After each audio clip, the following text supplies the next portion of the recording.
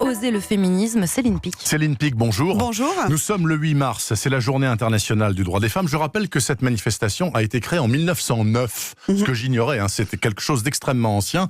Il y aura une grande manif cet après-midi entre Place d'Italie et Place de la République. Est-ce que ce 8 mars 2020 est particulier, 2 ans après Weinstein et 8 jours après les César et Polanski? Oui, je pense qu'on est en train de vivre l'étape numéro 2 de la révolution féministe qui est MeToo. Je pense qu'il y a une effervescence dans le mouvement féministe qui est extrêmement forte et on l'a vu la semaine dernière, comme vous dites, devant la salle Pleyel où on était plus de 600 femmes et hommes à manifester contre l'impunité des violences faites contre les femmes.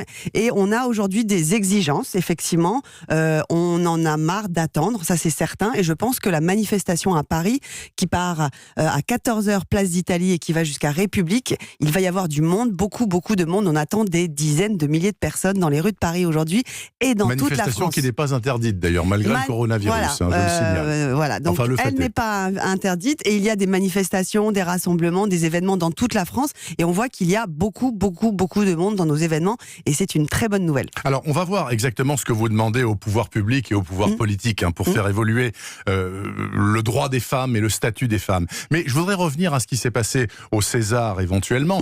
Vous n'avez pas le sentiment, Céline Pic, que de plus en plus les blocs se rigidifient, c'est-à-dire que du côté des femmes, il y a une petite partie très extrémiste qui dénonce la dictature de l'homme blanc sexagénaire, etc., qui comprend rien à rien. Et de l'autre côté, on a des réactions d'hommes, bien souvent, qui sont souvent des hommes blancs, adultes, etc., qui disent, pour faire simple, elles nous emmerdent, on peut plus rien dire, on peut plus rien faire.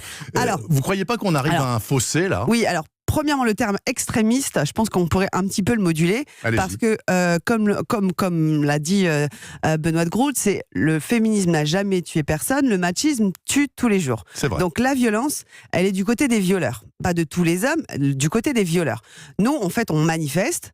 Et on est peut-être effectivement un petit peu en colère face à l'inaction du gouvernement, puisqu'on nous avait on nous avait promis la grande cause du quinquennat. Et aujourd'hui, en termes de mesures concrètes et d'engagement financier et budgétaire par rapport à cette grande cause, on est très déçus par ce que fait aujourd'hui Marlène Schiappa, la secrétaire d'État à l'égalité femmes-hommes. Donc oui, il y a une impatience, mais extrémiste est un peu un grand mot. Et par contre, la violence, elle est aujourd'hui du côté des violeurs. Et par contre, pour répondre à votre question, sur la question de l'affrontement et de la rigidification, en fait, dans toutes les luttes féministes, il y a eu ce phénomène qu'on appelle de backlash, de retour de bâton.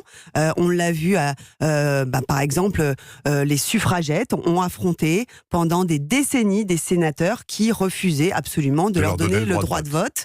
Pour l'IVG, ça a été la même chose. Et à partir du moment où les féministes avancent de 3 pas, et des fois on en recule aussi de 2 face à une réaction normale qui veut défendre un certain nombre qui veut défendre le statu quo. Et le statu quo aujourd'hui, il est plus possible. C'est-à-dire qu'aujourd'hui, il y a une libération de la parole des femmes qui parlent de ces violences sexuelles, qui parlent de ces agressions. Et en fait, on essaye de faire comprendre à la population simplement que le viol est un crime.